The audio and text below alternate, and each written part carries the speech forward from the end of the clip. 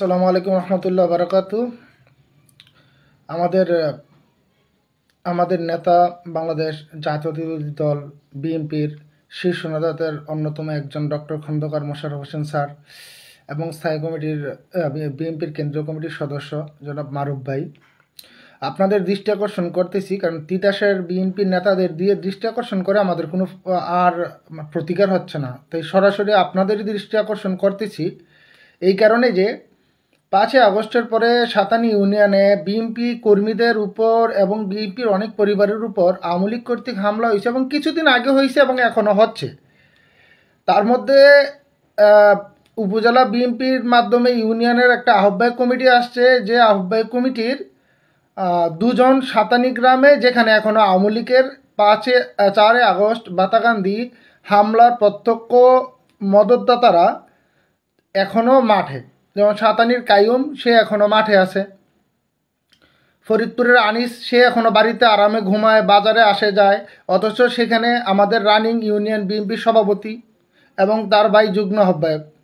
তার মানে দুটো পদ আছে, জাকির কাকা আর দেলোয়ার কাকা। এখানে এখন আওয়ামী লীগ বিএনপি মাখামাখি বালুর ব্যবসা খুব সুন্দর করে সিন্ডিকেট হচ্ছে। এর মধ্যে দ্বিতীয়বার আমরা আসি সরস্বতীতে। সরস্বতী কি হচ্ছে, এখানে নদী থেকে 20 থেকে 25 হাজার টাকা প্রতিদিন এখনও চাঁদা তুলতেছে কারা? আওয়ামী লীগ। ওইখানে বহাল তবিয়তে আওয়ামী লীগের লোকদেরকে বিএনপির লোকেরা কোলে বসাইয়া, তারপরে কি যেন বলা হয়, নাচা নাচাইয়া, তারপরে ফিডার খাওয়াচ্ছে। ওইখানেও কে আছে? বিএনপির যে ইউনিয়ন নতুন কমিটি দেওয়া হয়েছে উপজেলা বিএনপির মাধ্যমে, সেই কমিটিরও দুজন, অর্থাৎ 5 জন সদস্যের মধ্যে 2 জন সাতানি, 2 জন সরস্বতী, যেখানে আওয়ামী লীগ এখনও ওদের কোলে, মানে বিএনপির নেতাদের কোলে উঠে তারপরে দোল খাচ্ছে। এরপরে তৃতীয় পদ হলো গাবতলী এলাকায়, গাবতলী পুরান বাতাকান্দি দুর্লভদি গোবিন্দপুর এলাকায়। এখানের মানে এক সময়ের দুর্ধর্ষ সন্ত্রাস বদমাইশ এবং কি যেন বলা হয়, যাকে কানা শেখ হিসাবে সবাই চিনে, সেও এখন মানে দেদারসে তার কাজ করতেছে। কিছুদিন আগে এক পরকীয়া কাহিনীতে ধরা পড়ার পরেও সে এলাকাতে এখনও তার মতোই রাজত্ব করে যাচ্ছে। বাকি নেতারা বসে রয়েছে। বাকি হিসাব বাদিয়ে দিলাম।